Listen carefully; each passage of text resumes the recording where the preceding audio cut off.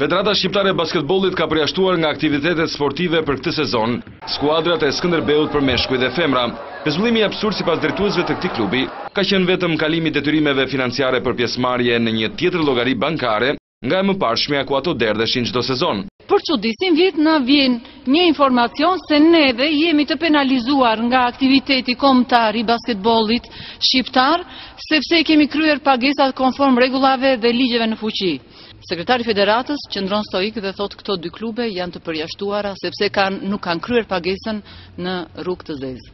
Ndërkohë sportistët e këtyre dy skuadrave që kanë bërë historinë e basketbollit në vendin tonë kanë protestuar në parketin e Pallatit të Sportit për këtë vendim të federatës. Ministria ka dhënë okejin që ne të marrim pjesë, të gjithë dokumentet janë në rregull, as vetë nuk e dim se çfarë po ndodh nga ana e federatës.